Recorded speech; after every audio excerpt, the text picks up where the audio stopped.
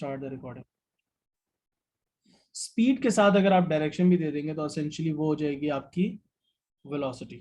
ठीक है, then let's talk about time. Time is basically just a scalar quantity, it does not have any direction. इसके बाद बात करते हैं एक्सेलरेशन की। एक्सेलरेशन को आप डिफाइन करते हैं by rate of change of velocity. इसको आप काइनेमेटिक्स में पढ़ोगे, speed, velocity, distance, displacement, time, सब चीज़ों को काइनेमेटिक्स में हम देखेंगे। बट या दैट इज अनदर थिंग जिसकी डायरेक्शन साथ में देना जरूरी है। और acceleration is basically a result of a force. कोई भी जब फोर्स लगती है तो वो एक्सेलरेशन कॉज करती है, and that acceleration will be in the same direction as the force. Let's talk about mass. Mass जो होता है चीज़ों का, उसके साथ कोई डायरेक्शन नहीं होती उनकी एसोसिएटेड। लेकिन अगर आप वेट की बात कर लें तो वेट की तो डायरेक्शन होती है। Why? Because weight is actually a type of a force. तो यहाँ पे अगर मैं फोर्स लिख दूं तो वही बेहतर था, लेकिन मैंने अलग से वेट को इसलिए लिखा है क्योंकि अक्सर बच्चे भूल जाते हैं कि वेट जो है वो एक टाइप की फोर्स ही है और उसको मास से कंपेयर करने पे ज्यादा फोकस होता है। एनीवेज, आपने वर्क, एनर्जी, पावर, ये सारी चीजें पढ़ी हुई हैं आईजीसीएसई में, वो लेवल्स में। ये तीनों चीजें स्केलर क्वांटिटी होती हैं, इसके अंदर कोई डायरेक्शन नहीं साथ में दी जाती। लेकिन आपने शायद मोमेंटम पढ़ा हो लास्ट ईयर या ना पढ़ा हो, I am not sure about that. O level वाले पहले नहीं पढ़ते थे, अब से पढ़ा करेंगे। आईजीसीएसई वाले पढ़ते थे। मोमेंटम एक वेक्टर क्वांटिटी, उसके साथ में डायरेक्शन बताना जरूरी है। ये सारी चीजें आप पढ़ोगे भी। उसके बाद बात कर लेते हैं मोमेंट की। मोमेंट हम इस चैप्टर के अंदर देखेंगे, ठीक है, या उसे टॉर्क भी कहते हैं इन सर्टेन सिचुएशंस। ये एक वेक्टर क्वांटिटी है। इसके बाद आपने ग्रेविटेशनल फील्ड स्ट्रेंथ देखी है। ग्रेविटेशनल फील्ड स्ट्रेंथ को आप A2 में जाके बहुत डेप्थ में पढ़ोगे, ग्रेविटेशनल फील्ड स्ट्रेंथ क्या होती है। लेकिन ये वो बेसिकली जी की वैल्यू है जिसको आप 9.81 लेते हो अर्थ के ऊपर, या जिसको आप वो लेवल में 10 देख रहे होते थे। सो दैट्स जो एम जी के अंदर जो जी है ना, that is what this gravitational field strength is, and it's actually a vector. इसके बाद अगर आप बात कर लें इलेक्ट्रिक फील्ड स्ट्रेंथ की, वो भी एक वेक्टर है। जिस तरह ग्रेविटेशनल फील्ड स्ट्रेंथ होती है उसी तरह इलेक्ट्रिक फील्ड स्ट्रेंथ भी होती है। अब ये दोनों ही चीज़ें आप लोग A2 में इनको डिफाइन करोगे आगे जाके, और इनको डिटेल में पढ़ोगे, बट ये दोनों चीज़ें ही वेक्टर्स हैं। इसके बाद आप पढ़ोगे इस साल एक नई क्वांटिटी पढ़ोगे, स्ट्रेस। ये एक स्केलर क्वांटिटी है, ठीक है। इसी तरह अगर आप बात कर लो चार्ज, करंट, वोल्टेज, या पोटेंशियल डिफरेंस जिसे आप कहते हैं, ये सब स्केलर क्वांटिटी है, रेजिस्टेंस वगैरह भी। सो एग्जांपल्स तो देखो जितनी मैं लिखता जाऊंगा होती जाएंगी, लेकिन मैंने कोशिश ये की है कि यहाँ पे मैं एक ऐसी लिस्ट बना दूं कि जो जो मेन मेन क्वांटिटीज आप पढ़ते जाएंगे सिलेबस में वो सारी यहाँ पे एक दफा कवर हो जाए, ठीक है। So hopefully that should be enough, you will not be coming across anything other than these, and these are examples that you should learn, ठीक है। इनको अभी ही याद कर लो तो बेहतर है, लेकिन जैसे जैसे हम चैप्टर्स इनके पढ़ते जाएंगे, इन क्वांटिटीज को डील करते जाएंगे, तो खुद ब खुद वैसे ही याद होता जाएगा कि यार स्केलर है या वेक्टर है। Alright, okay, let's move forward. अब अब बात आ जाती है कि स्केलर्स और वेक्टर्स को जब डिफाइन कर लिया तो इसके बाद हमें ये पढ़ना है कि वेक्टर्स जो होते हैं, वेक्टर्स उनको ऐड कैसे किया जाता है। क्या बात कर रहा हूँ, वेक्टर्स को ऐड कैसे किया जाता है। तो यहाँ पे मैं एक हेडिंग डाल रहा हूँ, एडिशन ऑफ वेक्टर्स। यहाँ पे मैं लिख देता हूँ addition of forces and other vectors. Now you first need to understand कि मैंने हेडिंग ये क्यों डाली है। हम इस चैप्टर के अंदर मोस्टली फोर्सेस को एज एन एग्जांपल लेंगे, but it applies to all the vectors. When you are adding together vectors, the same rules, the same concepts will apply, ठीक है। सो जब दो या उससे ज्यादा वेक्टर्स ऐड होते हैं, उनका जो रिजल्ट आता है उसे कहा जाता है रिजल्टेंट, ठीक है। तो हम क्या लिखेंगे यहाँ पे, पहले तो अपनी टर्मिनोलॉजीज को ठीक करेंगे. When two or more vectors are added, the result is called the resultant vector. तो अगर मैं दो फोर्सेस को कंबाइन कर रहा हूं, उनका कंबाइंड इफेक्ट ढूंढना चाह रहा हूं, तो मैं बोलूंगा मैं रिजल्टेंट फोर्स ढूंढ रहा हूं. ठीक है. सो ये हो गई. अब when you are adding vectors, it's not simply enough to do arithmetic addition. ठीक है. When adding vectors,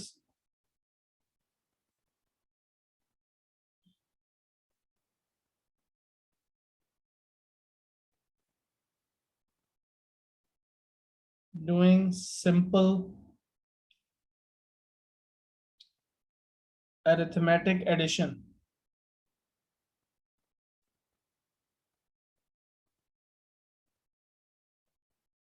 is not enough. Why? Because vectors are quantities जिनकी डायरेक्शन भी होती है, तो उनकी डायरेक्शन का भी ख्याल रखना होता है. सो हमें क्या करना होता है, we have to take into account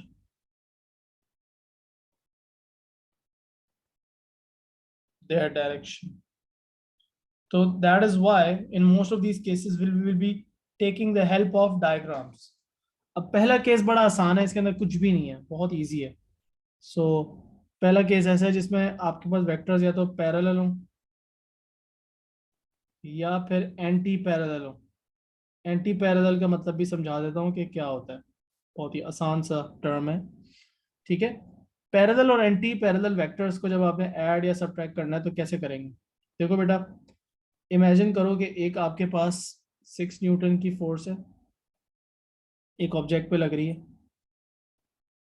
this object, और उसी ऑब्जेक्ट पे एक और फोर्स लग रही है 4 न्यूटन की. तो रिजल्टेंट क्या होगा, सिंपली 10 न्यूटन का रिजल्टेंट फोर्स होगी. इसमें कोई आई थिंक ओवर कॉम्प्लिकेटेड सी बात नहीं है. Just simply add them together. ये है पैरेलल, राइट.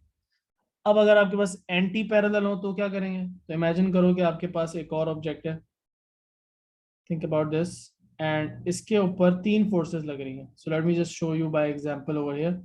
इस पे एक फोर्स लग रही है, लेट्स सपोज 40 न्यूटन की,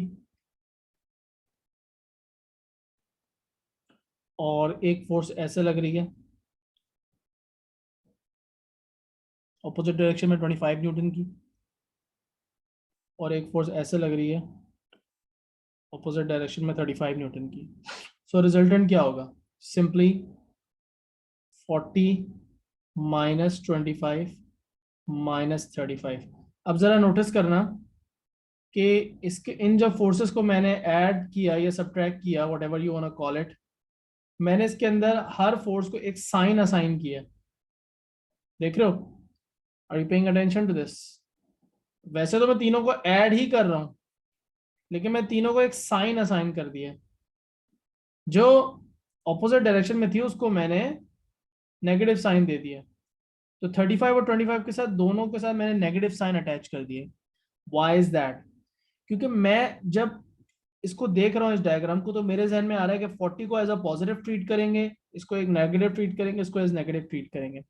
It's up to you. You can think of them as positive as well, and then think of this as negative.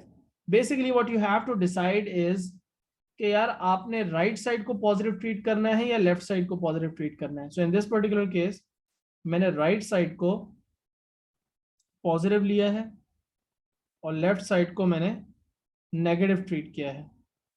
ठीक है. तो अब जो भी फोर्स टूवर्ड्स द राइट जा रही है उसको मैंने पॉजिटिव ले लिया, जो भी फोर्सेस टुवर्ड्स द लेफ्ट जा रही थी उनको मैंने नेगेटिव ले लिया. So what's the answer. Answer मेरे पास आएगा I think -20 if I am not wrong. Am I correct. अब -20 जब मेरा आंसर आता है तो मैं इसके साथ नेगेटिव साइन देख रहा हूं, जब इट मीन्स कि ये मेरे लेफ्ट हैंड साइड की तरफ होगी ये resultant force. So the resultant is like this. 20 newton की फोर्स है और टूवर्ड्स द लेफ्ट है. Any question so far? जी बच्चों. No sir. ऑलराइट. तो इसका मतलब है कि हम अगर आसान चीजें पढ़ ली तो अब जरा थोड़ी टेक्निकल चीजों की तरफ चलें. अब हम बात करते हैं बेटा कि अगर वेक्टर्स पैरेलल या एंटी पैरेलल ना हो तो क्या किया जाए. पैरेलल और एंटी पैरेलल का तो आपको समझ में आ गया केस. प्रॉब्लम पहले से ही आता था, ओ लेवल में भी करते रहो, कोई इतना टफ नहीं था. अब एक और चीज़ आपने ओ लेवल में पढ़ी लेकिन डेफिनेटली भूल गए होगे, जिसको समझना बहुत इंपॉर्टेंट है. तो भाई अगर वेक्टर्स हों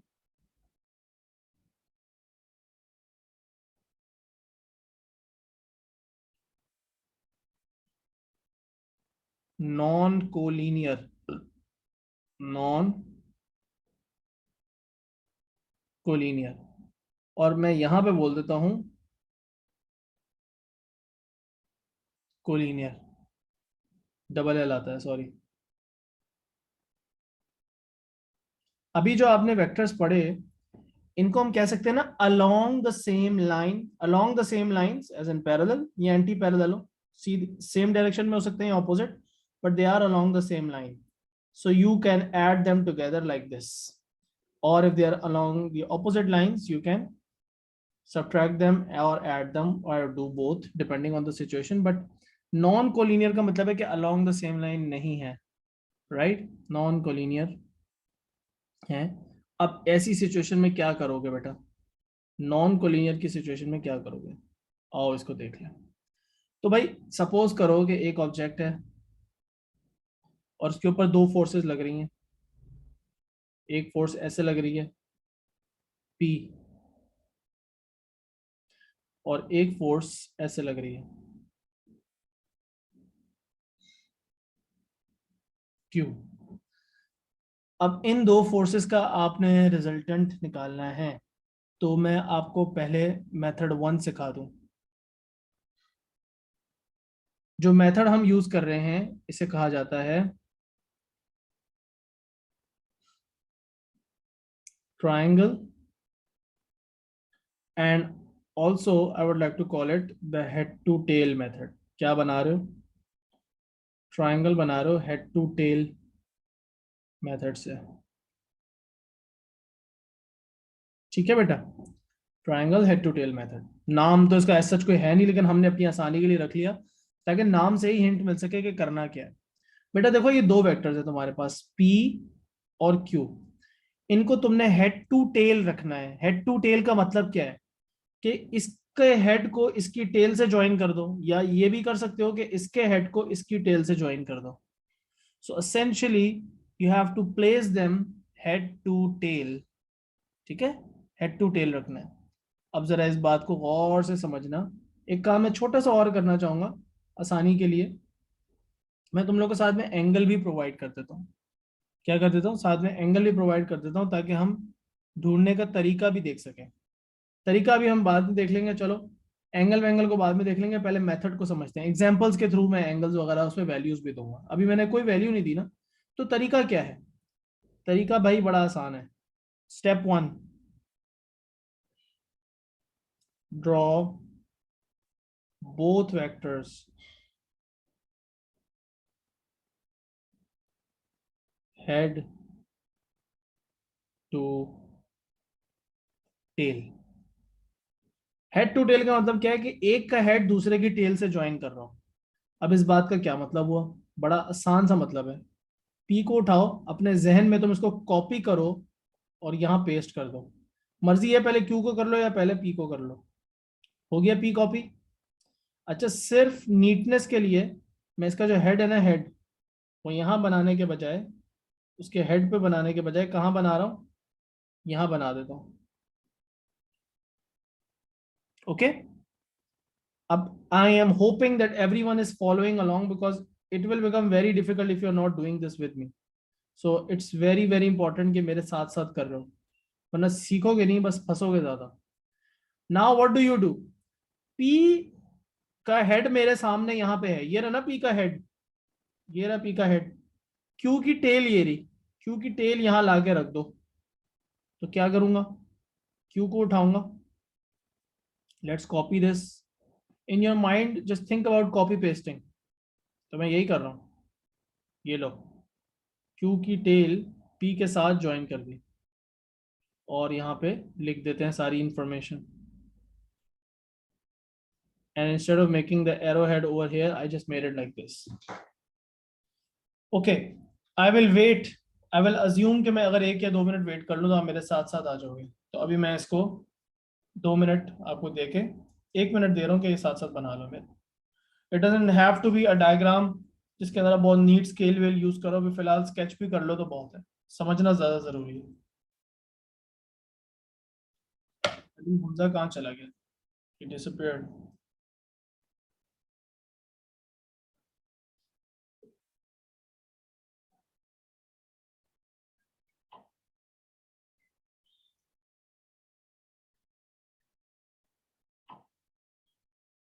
okay, so let's talk about this. क्या ख्याल है अब आपका, यहां तक हो गया? फहद, क्या आपने बनाया मेरे साथ यहां तक स्केच किया है बेटा? मैंने कर लिया सर। गुड। हमजा आपने भी? ओके हाँ जी मैंने कर लिया sir.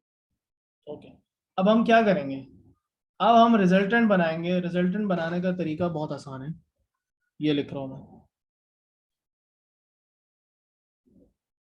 Imagine in your head completing a triangle. Triangle की मिसिंग साइड यहाँ पे कैसे बन सकती है, यही बन सकती है ना, तो आपने ये साइड बनानी है, तो आप बोलो ड्रॉ द ट्राइंगल,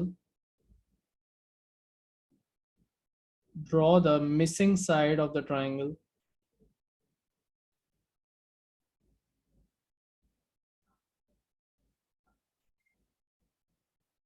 लेकिन अब मैं अगर जब ये काम करता हूं ना तो इसमें एक प्रॉब्लम आएगा। देखो रिजल्टेंट की भी तो डायरेक्शन बतानी है। अब यहाँ पे सवाल ये उठता है कि रिजल्टेंट की डायरेक्शन ये है या फिर रिजल्टेंट की डायरेक्शन ये है। इसके लिए मैं पहले टेक्स्ट लिख देता हूँ और फिर आप अपनी कॉमन सेंस भी यहाँ पे यूज कर सकते हैं, इतना मुश्किल नहीं है यार। देखो सिंपल सी बात है, एक बंदा एक फोर्स इस तरफ लगा रहा है इस पत्थर पे और एक बंदा इस तरफ फोर्स लगा रहा है, तो ये पत्थर क्या इस डायरेक्शन में मूव कर सकता है? Is it possible that the stone will move in that direction? ऐसा पॉसिबल है? yes or no, simple yes or no. One person is applying this force, the other person is applying this force. What is more likely, the stone will go in this direction or in that direction? क्या कहते हो? Sir the resultant force हाँ लेकिन वही तो मैं कह रहा हूँ लाइक कि किस डायरेक्शन में, इधर या इधर? राइट साइड वाली, पहले वाली साइड अपवर्ड्स ना, जो राइट है। अपवर्ड्स। हाँ जी। तो ये कॉमन सेंस मेरा ये कह कॉमन सेंस के थ्रू मैं कह सकता हूँ कि रिजल्टेंट की ये डायरेक्शन होगी। समझ में आ रही बात? लेकिन अगर कॉमन सेंस के थ्रू मैं नहीं भी डिसाइफर कर पा रहा तो मैं यहाँ पे आपके लिए वर्ड्स में लिख देता हूँ, so you can actually break it down. Draw the missing side of the triangle from the tail of the first vector whatever that is. अब आपने पहले पी बनाया पहले क्यू बनाया, आपकी मर्जी है। टू द हेड, एक minute,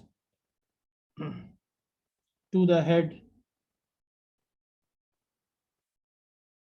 of the last vector, तो जो वेक्टर आपने लास्ट में बनाया पी या क्यू में से उसके हेड तक बनाना है। सो अगर मैं दूसरे तरीके से बनाता इस डायग्राम को, तो मैं पहले क्यू को बना लेता, पहले क्या करता, क्यू को बना लेता।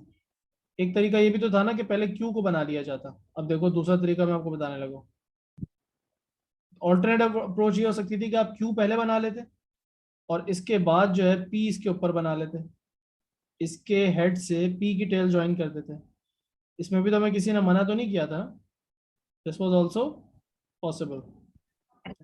तो हम यहाँ पे ऐसे कर लेते हैं, पी को पहले बना लिया, सॉरी क्यू को पहले बना लिया, पी को बाद में बना लिया। अली हमजा बेटा कहाँ चले गए थे? सर वो इंटरनेट खराब हो गया। बोर तो नहीं हो रहे? नहीं नहीं सर। अगर बोरियत हो रही तो बताओ, मैं कोई एंटरटेनमेंट भी रख लेता हूँ क्लास में, क्या ख्याल है? अच्छा नहीं तुम नहीं लोगों में सर। से फुटबॉल कौन देखता है? फुटबॉल कोई फॉलो नहीं करता? मैं देखता हूँ। कौन बोल रहा है? हमजा? हमजा हमजा। कौन सी हाँ जी। लीग देखते हो? लीग या बस वर्ल्ड कप वगैरह देख के फारिग हो जाते हो? नहीं सर, देखता था, अब तो टाइम नहीं मिलता, पहले ही तो देखता भाई था। मैं कहाँ बिजी हो गया यार? मेरा इतना सर तो अब नहीं है। पढ़ाई। कितनी पढ़ाई है यार, मुझसे ज्यादा तो नहीं पढ़ाई करते होगा। मैं तो सारा दिन पढ़ाता रहता हूँ, मैं फिर भी देख लेता हूँ। चलो कोई बात नहीं, निकाल लेकिन लिया सर करो। जैसे मैं ज्यादा अब टीवी पे नहीं बैठता या मोबाइल पे नहीं बैठता, चलो तो अच्छी बात है फिर भी। इसलिए। फिर भी चलो थोड़ा बहुत टाइम निकाल लेना चाहिए। एनीवेज, मैं दूसरा डायग्राम भी आपको बना के दिखा रहा था, और ये आपको विजिबल होगा कि in the end, no matter what I do, मैं P को पहले बनाऊं या Q को पहले बनाऊं, इससे फर्क नहीं पड़ता। एंड में मेरा रिजल्टेंट का आंसर सेम ही आएगा।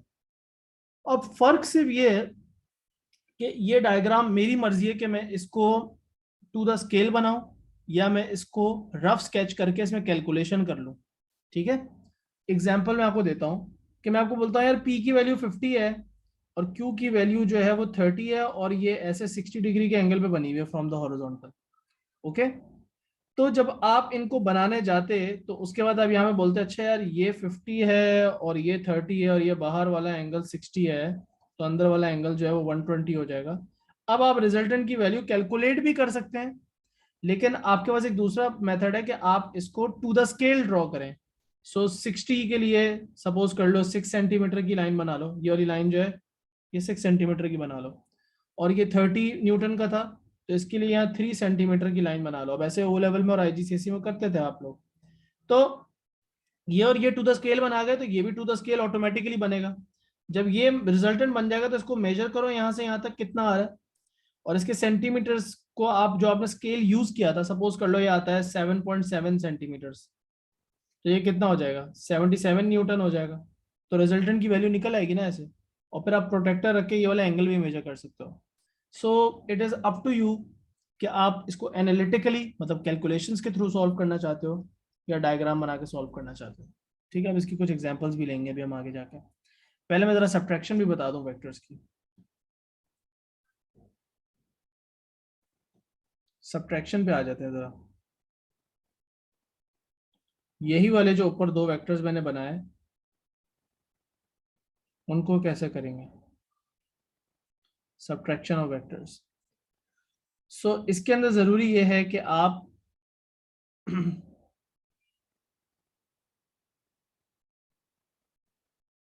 जो नेगेटिव वाला वेक्टर है ना उसको ऑपोजिट कर दो। Reverse the direction of the negative vector. ठीक है, then follow the addition method. अब होपफुली ये बात एग्जाम्पल के थ्रू क्लियर हो जाएगी। तो आपके पास सपोज कर लो दो वेक्टर्स वही वाले हैं जो P और Q मैंने बनाए थे, सेम टू सेम। तो इनको मैं कॉपी करता हूँ यहाँ पे और मैं यहाँ पे पेस्ट कर देता हूँ। अब मैं कहता हूँ यार मुझे P प्लस क्यू नहीं निकाल के देना आपने। अभी जो आपने रिजल्टेंट निकाला पिछली एग्जांपल्स में, that resultant was P plus Q, और यहाँ पे भी आप जो निकाल रहे थे वो P प्लस क्यू निकाल रहे थे। लेकिन अब मैं कहता हूँ मुझे P माइनस क्यू निकालना है। अब मुझे निकालना है P माइनस क्यू, तो अब मैं क्या करूँ? अगर सब्ट्रैक्शन करनी है तो फिर क्या करेंगे? तो इस बात को समझिए आप कि एक वेक्टर को रिवर्स करना पड़ेगा। मतलब कि मैं कहता हूं find P minus Q, find P minus Q. तो अब Q वाला जो है नेगेटिव है, Q नेगेटिव है, इसको रिवर्स कर लो। तो P तो बनेगा ऐसे, P तो ऐसे ही बनेगा, P बन गया। लेकिन Q को कैसे बनाना है? Q ऐसे बना हुआ है, इसको रिवर्स कर दोगे तो कैसा हो जाएगा? सेम साइज का रहेगा, बस उल्टा बना देना है। तो अब Q को बजाय हम यूं बनाने के कैसे बनाएंगे? यूं बनाएंगे। तो हम instead of drawing Q we are actually drawing minus Q. और ये मैं यहाँ पे बना देता हूं Q. Hopefully that is making sense. If you have a question, do ask. If you find this confusing, let me know. But मेरे ख्याल में ये ज़्यादा confusing है नहीं. अब बाकी प्रोसीजर वही फॉलो हो रहा है, तरीका वही है सारा का सारा. अब ये जो रिजल्टेंट निकला है इसकी ये डायरेक्शन है, from the tail of the first vector to the head of the last vector. यही बात लिखी थी. और इसमें अब जो मैंने रिजल्टेंट निकाला है, this is not p plus Q, this is actually p minus Q. ठीक है बेटा? कुछ पूछना है तो definitely go ahead and ask me. I will be happy to explain. Sir ये रिजल्टेंट का डायरेक्शन कैसे निकालते हैं? रिजल्टेंट की डायरेक्शन, इसको पढ़ो जरा बार बार. ये वाली जो लाइन है ना, इसको बार बार पढ़ो. जब तक ये रट ना जाए ना, इसको पढ़ते रहो. 10 दफा पढ़ लो बेशक. ये जो मैं अंडरलाइन कर रहा हूँ, इसको मैं अंडरलाइन कर ही देता हूँ, नोट्स में भी अंडरलाइन कर देता हूँ. आई नो कि इसमें फंसते हैं लोग.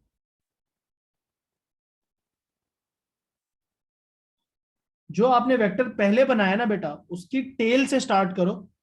जैसे यहाँ पे मैंने पहला वेक्टर कौन सा बनाया, ये पहले बनाया ना p को, तो p की टेल से शुरू किया, और जो मैंने एंड पे बनाया q, उसके हेड पे खत्म किया. तो p की टेल से q के हेड तक इस डायरेक्शन में बनेगा. That is the only thing. यहाँ पे भी मैंने ऐसे किया, p से बनाया फिर q बनाया, p की टेल से q के हेड तक. यहाँ पे मैंने q पहले बनाया था, तो q की टेल से p के हेड तक. रिजल्ट वही आया था. So from the tail of the first vector to the head of the last vector. ये बार बार अपने आप को रटवाना है ये सेंटेंस. ठीक है? सब्ट्रैक्शन भी देख ली. अच्छा, अब जरा हम बात करते हैं resolution of vectors. Resolution of vectors, vectors को रिजॉल्व कैसे करें, ये एक न्यू टॉपिक है.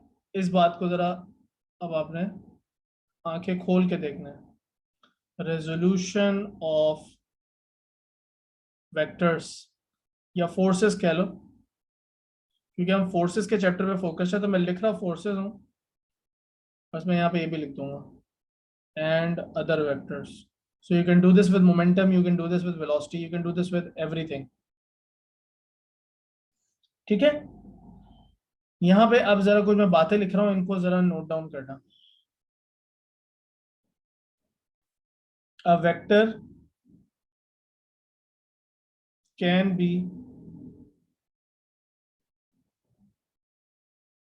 represented as its two perpendicular components. two components.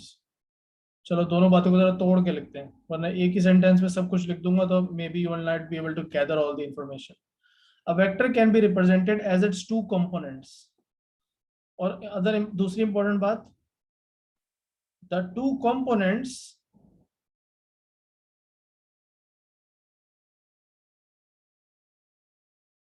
can be in any direction.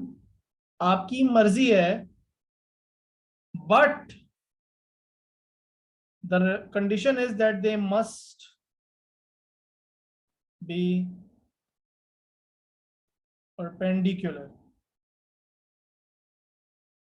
to each other. जो दो कंपोनेंट आप बनाएंगे वो उन एक दूसरे से वो परपेंडिकुलर होने चाहिए दोनों. मतलब कि उनके बीच में, दोनों कंपोनेंट्स के बीच में 90 डिग्री का एंगल होना चाहिए. ठीक है? ये जो मेथड है वेक्टर को तोड़ के दो कंपोनेंट्स में लिखने का, this is actually the opposite of adding the vectors together. Vectors को ऐड करते हैं आप, लेकिन आप एक वेक्टर्स को तो दो कंपोनेंट्स में तोड़ के लिख देंगे, उसका ऑपोजिट प्रोसेस है एक तरह से. Okay, so let's do this with examples. सबसे पहले मैं एक वेक्टर बनाता हूं.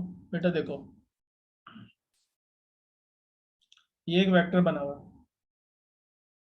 ये एक फोर्स है 60 न्यूटन की. अच्छा, what ever that force is, इसको हम F बोलते थे. Let's call that force F. ठीक है? And this force is acting at an angle that is 70 degrees, या डिग्रीज भी मैं कुछ नहीं बोलता, उसको एंगल को सिर्फ थीटा बोल देता हूँ. And let me just not give values right now. कोई एंगल है थीटा फ्रॉम द हॉरिजॉन्टल.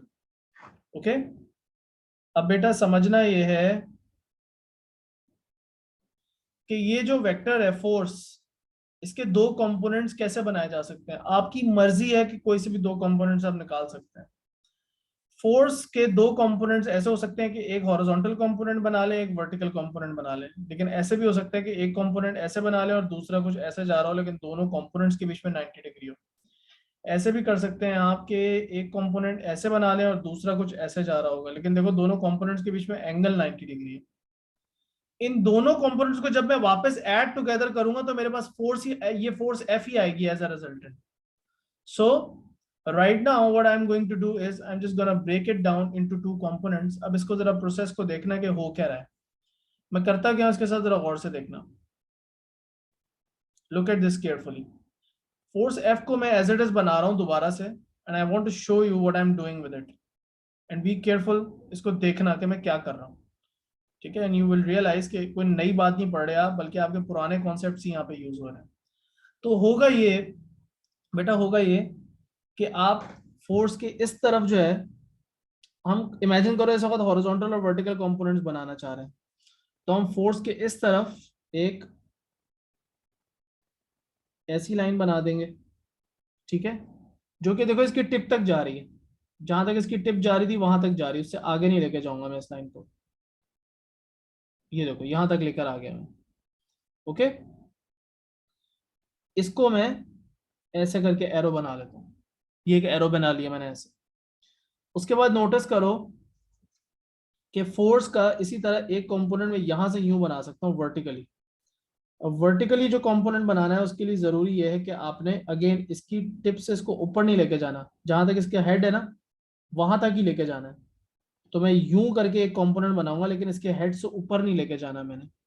मैं कैसे बना रहा हूं, ऐसे करके, देख रहे हो, ये एक बना लिया। ये मैंने क्या किया, फोर्स एफ के दो कंपोनेंट्स बना लिए, डायगोनल फोर्स थी उसके मैंने दो कंपोनेंट्स बना लिए। एक मैं ऐसे कह दूंगा हॉरिजॉन्टल कंपोनेंट, क्या बोल दूंगा, हॉरिजॉन्टल कंपोनेंट, और इसको मैं बोल दूंगा वर्टिकल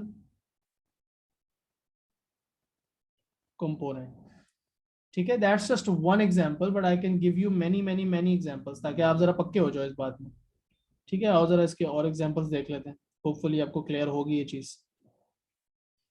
कंपोनेंट्स बनाने की प्रैक्टिस करते हैं, और आप मेरे साथ साथ करेंगे तो आपको समझ में भी आएगा। फिर इनको इनकी वैल्यू भी निकालना सीखेंगे कि अगर एफ की वैल्यू कुछ है और उसकी वैल्यू कुछ है, एंगल की वैल्यू, तो कंपोनेंट्स की वैल्यू क्या होगी, ठीक है। So let's suppose I give you another example. थोड़े से मैं चाह रहा हूँ यहीं पे स्पेस बन जाए, सही है। इसको मैं यहाँ से ऐसे कर लेता हूँ, जगह बना लेता हूँ।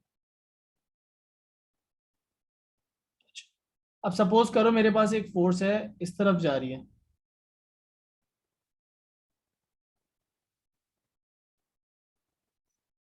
ठीक है बच्चों। अब देखो ये फोर्स जो है इसकी मैं डायरेक्शन ये ले लेता हूँ, ऐसे ले लेता हूँ। अब ये फोर्स ऐसे जा रही है और मैं कहता हूँ कि इसका एंगल जो है वो मैं आपको यहां से दे देता हूँ, वर्टिकल के साथ एंगल प्रोवाइड कर दिया कि इसका यहां से एंगल जो है वो थीटा बन रहा है। ओके हो गया। अब मैं क्या करूंगा, इसके कंपोनेंट्स आपको बनाना सिखाऊंगा। तो मैं करूंगा क्या, दोबारा इसको कॉपी करूंगा और यहाँ पेस्ट कर दूंगा, ओके। और आप दोबारा से देखें इसके साथ हो क्या रहा है, पे अटेंशन टू दिस, इसके साथ हो क्या रहा है।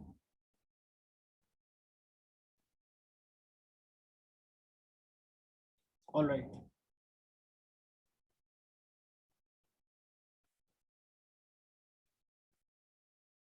एक मिनट रुको, थोड़ी सी मैं स्पेस बनाना चाह रहा हूँ और कुछ भी नहीं, ताकि जरा नीट काम हो। Right, so now how do we draw the two components of this particular force? Now follow this along with me. Again, what I will try to do is I'll just draw a vertical component and horizontal component. अभी हम पहला step से vertical और horizontal component बनाना सीख रहे हैं। एक vertical line बनाऊंगा, लेकिन इसके इसके हेड से ऊपर नहीं जानी चाहिए। देखो इस लेवल से ऊपर नहीं जानी चाहिए, तो बस मैं यहां तक बना के बोलूंगा ये हो गया इसका वर्टिकल कंपोनेंट। वर्टिकल कंपोनेंट हो गया।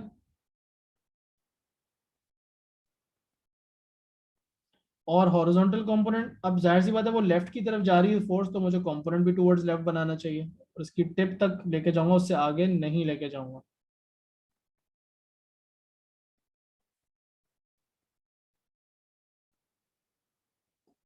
क्या समझ में आ रही है बच्चों ये वाली बात? और क्या आपने ड्रॉ कर लिया ये मेरे साथ? जी सर। आई एम एक्सपेक्टिंग आपने ड्रॉ कर लिया है मेरे साथ ये। अगर नहीं किया तो करो, मैं वेट कर रहा हूँ।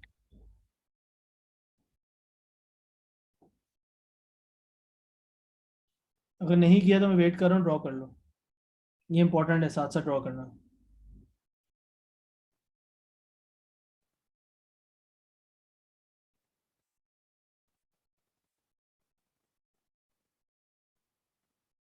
अब मैं आपको एक चीज रियलाइज करवाना चाहता हूँ, शायद आपको बात मेरी समझ में आए। इस केस में मैं क्या करता हूँ, पहली वाली एग्जांपल के अंदर, अब जरा से सब कुछ छोड़ के सिर्फ मेरी बात को गौर से सुनना बस। देखो ये जो वर्टिकल कंपोनेंट है इसका, अगर मैं इसको कॉपी करूं और यहां पे पेस्ट कर दूं, तो ये क्या शेप बन रही है? ये वाली, ये क्या शेप बन रही है? What shape is this? Right angle triangle. Right angle triangle बन रहा है। राइट एंगल ट्रायंगल में ये 90 डिग्री है, तो ये हाइपोटेन्यूज होगा, ये हाइपोटेन्यूज होगा। अब मुझे, आपको याद है साइन कॉस और टेन रेशियोज क्या होते थे? साइन कॉस टेन रेशियोज ये सब में पढ़े हैं। फहद मुझे बता सकते हो साइन रेशियो में क्या होता था? साइन के अंदर किसको किससे डिवाइड करते थे? जैसे साइन थीटा की एक्सप्रेशन लिखूं तो क्या हो जाएगी? किस तरह लिखते थे? ऑपोजिट अपॉन हाइपोटेन्यूज, या ऑपोजिट को हम परपेंडिकुलर भी कहते हैं, परपेंडिकुलर अपॉन हाइपोटेन्यूज। और कॉस में क्या होता था? कॉस थीटा में, अली तुम बता सकते हो कॉस थीटा में क्या होता था? सर एडजेसेंट और हाइपोटेनस। Adjacent over hypotenuse. अब इस वाले एंगल की एडजेसेंट साइड कौन सी है? वर्टिकल कंपोनेंट या हॉरिजॉन्टल कंपोनेंट? ये जो एंगल है इसकी एडजेसेंट साइड कौन सी है, हॉरिजॉन्टल कंपोनेंट या वर्टिकल कंपोनेंट? हॉरिजॉन्टल। ये जो हॉरिजॉन्टल कंपोनेंट है ये इसकी एडजेसेंट साइड है, और जो वर्टिकल कंपोनेंट है ये डेफिनेटली इसकी ऑपोजिट साइड है। मान लेते हो? अगर इस बात को आप मान गए तो अब आप ये रियलाइज करें, और ये जो साइड है इसको तो हम एफ बोल रहे हैं ना, हाइपोटेन्यूज को तो हम एफ बोल रहे हैं। अब जरा सिंपल सी चीज रियलाइज करो, यहाँ पे अगर मैं बेटा लिखूं साइन, साइन थीटा, तो वो क्या हो जाएगा? Opposite upon hypotenuse. तो क्या मैं यहाँ पे लिख सकता हूँ वर्टिकल कंपोनेंट अपॉन एफ? कैसे लिख सकता हूँ? Does that make sense? और क्या यहाँ पे मैं ऐसे लिख सकता हूँ कॉस थीटा के लिए हॉरिजॉन्टल कंपोनेंट अपॉन एफ, क्योंकि एफ मेरा हाइपोटेन्यूज है। किसी को भी ये बात समझ में नहीं आई तो प्लीज रेज योर हैंड। ये बहुत स्लो स्लो लेके चल रहा हूं मैं, लेकिन ये समझना, आज ये चीज आपको अपनी फिंगर टिप्स पे कर लेनी है। कोई है पूछने वाला सवाल इसमें? No sir. गुड। तो क्या मैं इसको रीअरेंज करके लिख सकता हूँ? अगर मैं वर्टिकल कंपोनेंट को फाइंड करना चाहता हूँ, मुझे एफ की वैल्यू पता है सपोज कर लो, और थीटा की वैल्यू पता है, तो मुझे वर्टिकल कंपोनेंट को सब्जेक्ट बनाना चाहिए। तो वर्टिकल कंपोनेंट क्या हो जाएगा? F multiplied by sine theta. Agreed? ऐसा ही होगा, ऐसा ही होगा ना? जी सर। तो क्या मैं यहाँ पे लिख सकता हूँ vertical component is equal to F sine theta? इसको ग्रीन में ही लिख लेते हैं, जरा बेहतर रहेगा। क्या लिखूं? F sine theta. और हॉरिजॉन्टल कंपोनेंट के साथ क्या लिखा जाएगा? F cos theta. Any questions? No? No sir. अब देखो, सिर्फ मैं ये करना चाहता हूं कि मैं यहां से इसको इरेज कर रहा हूं। इसकी हमें जरूरत नहीं है सच। हमें समझ में आ गई, सिर्फ मैं समझाने के लिए इस साइड पे बनाया था कंपोनेंट को। आपने जब कंपोनेंट को ड्रॉ करना है तो उसी साइड पे करना है, फोर्स की टेल से। Don't draw it on this side, it doesn't look nice, it doesn't make sense on the free body diagram. जब एक्चुअल डायग्राम पे फोर्सेस बनी हुई होती हैं तो उसमें कंपोनेंट को वहां से बनाने की तुक नहीं बनती।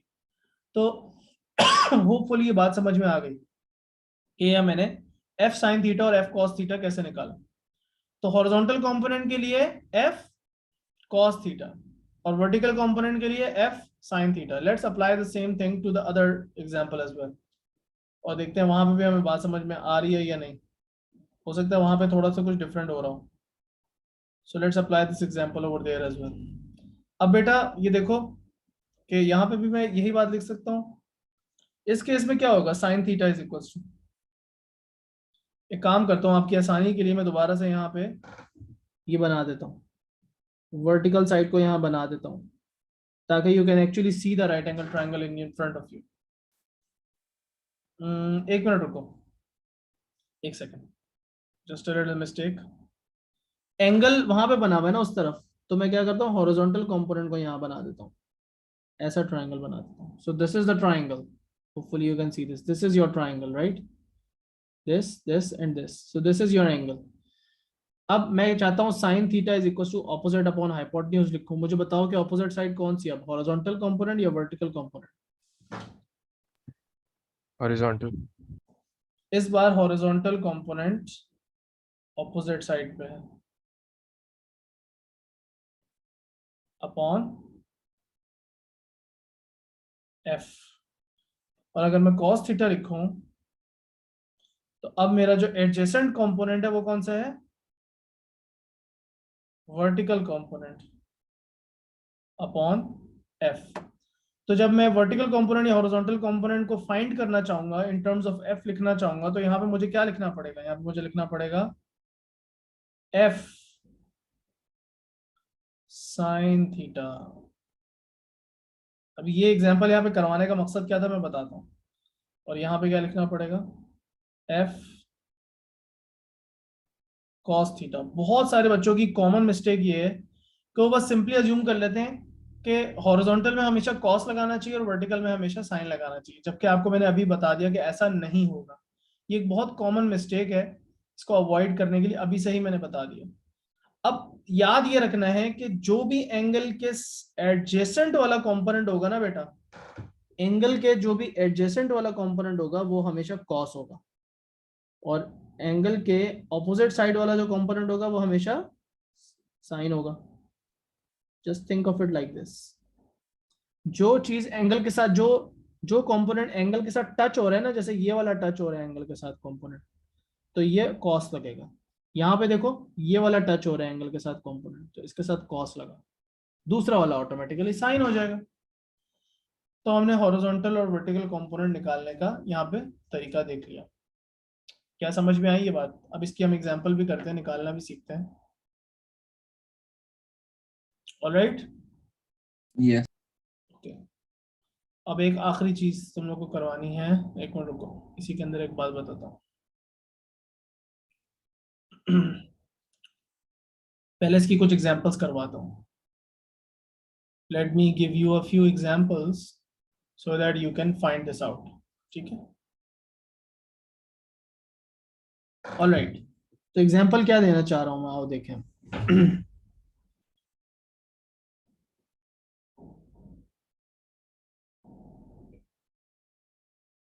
नंबर 1, इस एग्जांपल के अंदर आपको एक 100 न्यूटन की फोर्स दी जा रही है,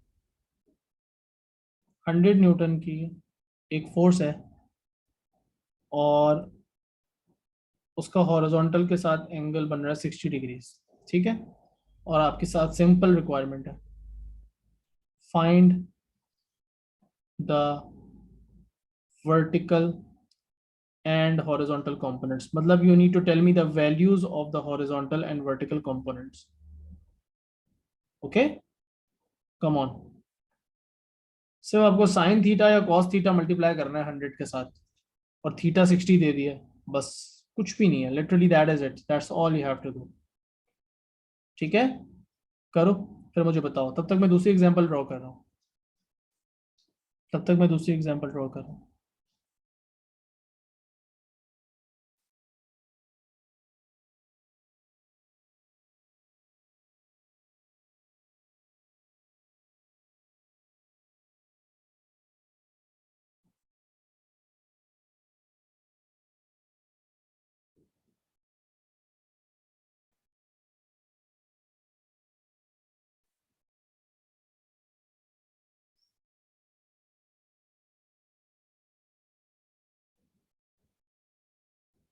तीसरी एग्जांपल भी बना रहा हूँ साथ साथ ही.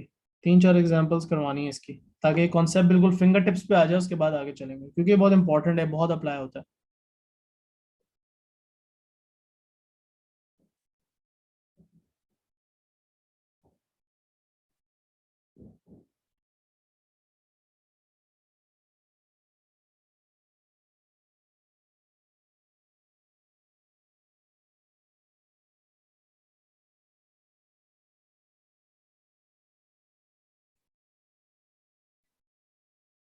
लास्ट एग्जांपल जो है वो ये वाली है, और ये स्पेशल है लास्ट एग्जांपल.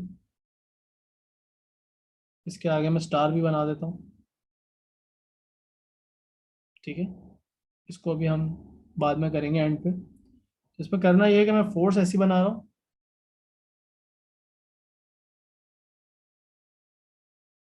ठीक है, और मैं चाह रहा हूँ कि ये जो डेड रेड डॉटेड लाइन है ना, आप कंपोनेंट निकालें इसके along this line.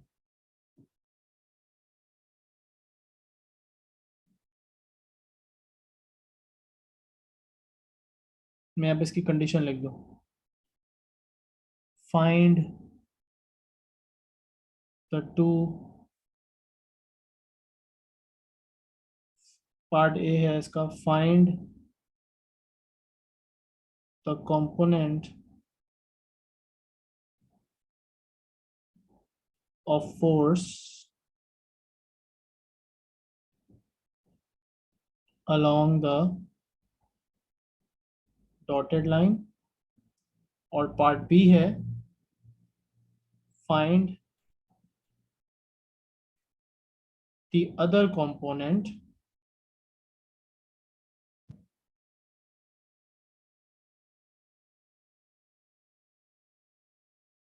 perpendicular to the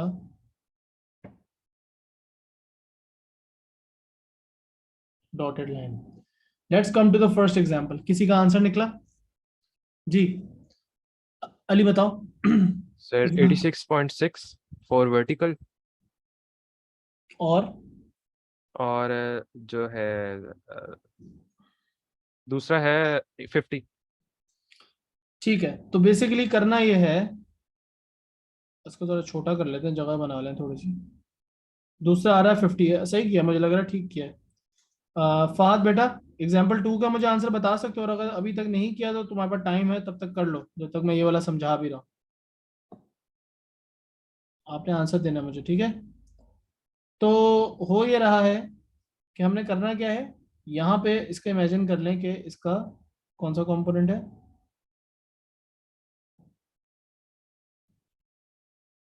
ये इसका वर्टिकल कंपोनेंट है, और ये हो गया इसका horizontal component. Right, horizontal component में आप क्या लगाएंगे? 100 cos 60. अब जो भी आंसर है इसको राउंड ऑफ करके यहाँ लिख दो. वर्टिकल कंपोनेंट में आप क्या लगाएंगे? 100 sin 60. सही कह रहे हो. मेरा 86.5 आ रहा है, आई थिंक. मे बी मैं शायद डेसिमल की गलती कर रहा हूँ, बट आई डोंट नो. दूसरा आ रहा है एग्जैक्टली 50 न्यूटन. बिल्कुल सही कह रहे हो Fahad. Now I want you to answer for question number 2, for part 2, example 2. इसके हॉरिजॉन्टल और वर्टिकल कंपोनेंट क्या होंगे आपके ख्याल में? जी बेटा.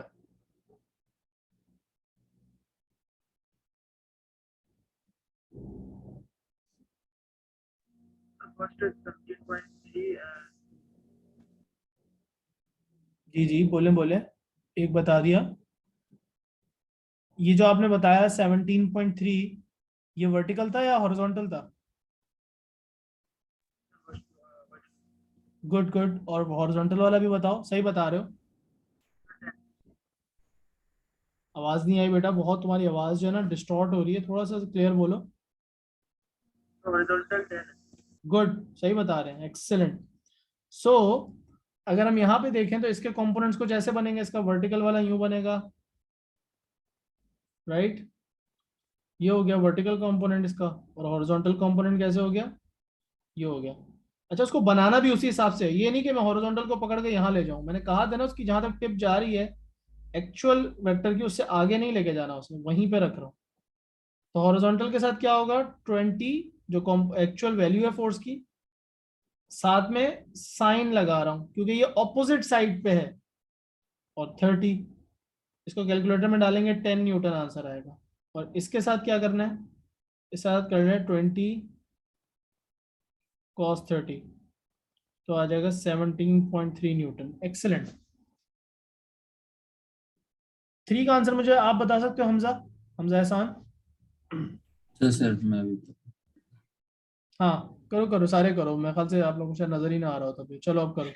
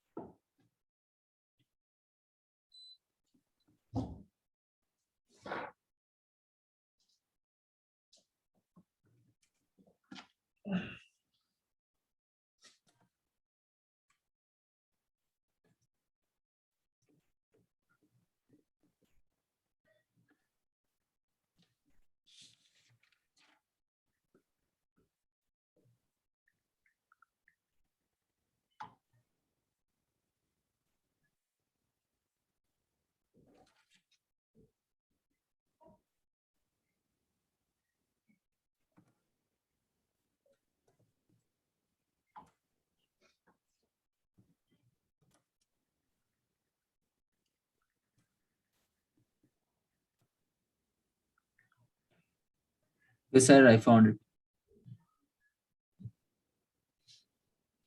सर। हाँ, हॉरिजॉन्टल बताओ बताओ। सर हॉरिजॉन्टल कंपोनेंट जो है वो 1606.96।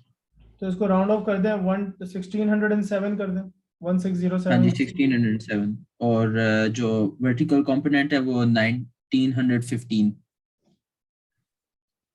ओके, बिल्कुल सही, 1915। Yes. Okay, let me just एक सेकंड रुकना, बस एक इम्पोर्टेंट जो है वो कॉल शायद आ गई, मैं एक सेकंड इसको जरा रिप्लाई कर दूं, ठीक है? Just give me 1 minute. ठीक है।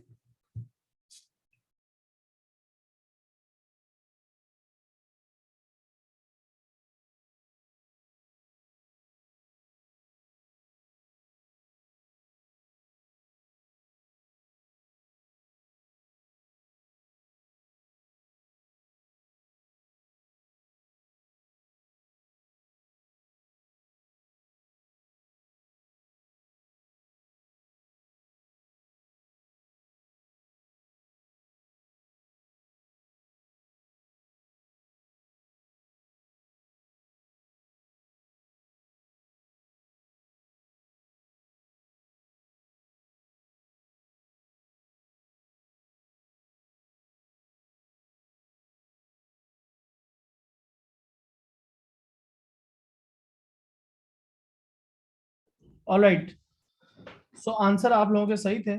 अगर मैं यहाँ पे मैं ड्रॉ करूँ तो ये क्या हो जाएगा? ये इस तरह बन जाएगा, राइट?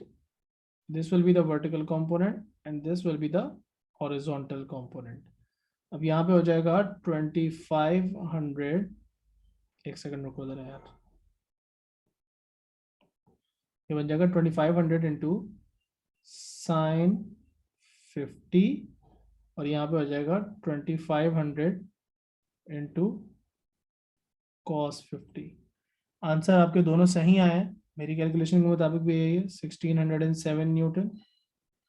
और यहाँ पे हो जाएगा 1915 न्यूटन। ठीक है, अब लास्ट पार्ट जो है ना, ये थोड़ा सा ट्रिकी है। इसके लिए मैं आपको वापस लेके जाऊंगा, जो मैंने कुछ बातें लिखी थी इसके अंदर, सेकंड पॉइंट पे जरा इसको जरा रीड करो, इस वाले को गौर से, इस पॉइंट को। The two components can be in any direction. अभी तक हम जो कंपोनेंट्स निकाल रहे थे वो क्या कर रहे थे? Vertical component, horizontal component, vertical component, horizontal component, vertical component, horizontal component, vertical component, horizontal component, यहां भी वर्टिकल कंपोनेंट, यहां भी हॉरिजॉन्टल कंपोनेंट। लेकिन अब आपसे कहा जा रहा है कि आपने वर्टिकल या हॉरिजॉन्टल कंपोनेंट नहीं ढूंढना, एक कंपोनेंट होना चाहिए along this red line, so like this, ऐसे बनेगा, और दूसरा कंपोनेंट इसके परपेंडिकुलर होना चाहिए, मतलब यूं होना चाहिए। सो लिखा हुआ ये है कि can be in any direction, the two components can be in any direction, but जरूरी ये है कि वो एक दूसरे से 90 डिग्रीज पे हो, they must be mutually perpendicular, ये जरूरी है। Okay, does that make sense? अब जरा इस बात को अप्लाई करते हैं यहाँ पे। तो होगा ये कि आप इसी डायग्राम को कॉपी करें, और ताकि इसी के ऊपर हम ड्रॉ कर सकें, और यहाँ पे इसको ले आते हैं। अब देखो करूंगा क्या, मैं पार्ट ए सॉल्व करना है, जिसके लिए मैं क्या करूंगा, ऐसे करके इसका मैंने वो कंपोनेंट बना दिया जो कि अलोंग द रेड लाइन जाएगा। Do you see it? अब इसको कैसे निकालना है, कॉस या sine? Answers in the chat, direct message, cos या साइन, सिंपल सिंपल सा। सर येलो लाइन वाला निकालना है। जी जी, ये जो ग्रीन लाइन मैंने बनाई है, जो अलोंग द रेड लाइन मैंने ठीक। कंपोनेंट बनाया, कॉस है या साइन? जी, फहद, अली, हमजा, सारे मुझे चैट में जवाब दो, ये कॉस से निकलेगा या साइन से निकलेगा?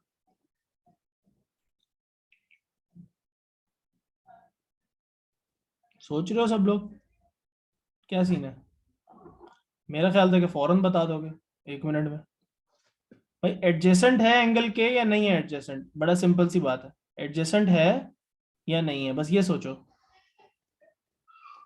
एडजेसेंट है ना, तो क्या करेंगे? है सर। बिल्कुल एडजेसेंट है तो क्या करेंगे?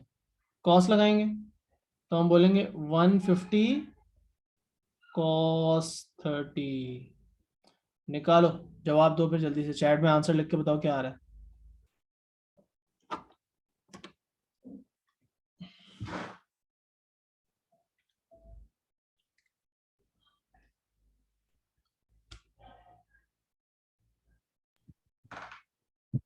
वन 29.9, 130 लिख दें,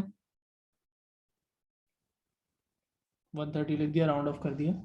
अब दूसरा वो बोल रहे हैं perpendicular to the dotted line, तो डॉटेड लाइन अगर यूं है तो उससे परपेंडिकुलर कैसे होगा? या यूं हो सकता है या यूं हो सकता है, मतलब डॉटेड लाइन से 90 डिग्री होना चाहिए ना, लेकिन डॉटेड लाइन से 90 डिग्री या तो यूं हो सकता है या यूं हो सकता है। ऑब्वियसली कॉमन सेंस आपका क्या कहता है कि ऊपर की तरफ ही जाना चाहिए। आपका जो दोनों कंपोनेंट्स का जो एक्चुअल रिजल्टेंट होता है वो उनके बीच में ही लाई कर रहा होता है हमेशा। ये नहीं हो सकता कि एक कंपोनेंट इधर जा रहा हो और एक कंपोनेंट इधर जा रहा हो और एक्चुअल फोर्स इस डायरेक्शन में हो, दैट्स नॉट पॉसिबल, क्योंकि बीच में ही होती है हमेशा। सो जो दूसरा कंपोनेंट आपको ढूंढना है वो यूं बनेगा,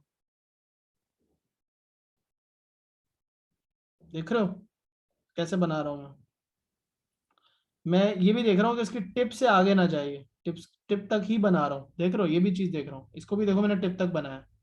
अगर मैं ऐसे सारे पॉइंट जोड़ूं तो एक रेक्टेंगल बन जाता है अगर एक्यूरेट हो। खैर, तो यहाँ पे क्या हो जाएगा, 150 sin 30, तो ये कितना हो जाएगा, 75 न्यूटन। Right right. एक बहुत ही, ये जो हमने भी सीखी है ना चीज एग्जांपल नंबर 4 में, ये बहुत ही कॉमन है, ये बहुत ही कॉमन है, आगे जाके बहुत ज्यादा कॉमन आती है ये चीज इंक्लाइंड स्लोप वाले क्वेश्चंस पे।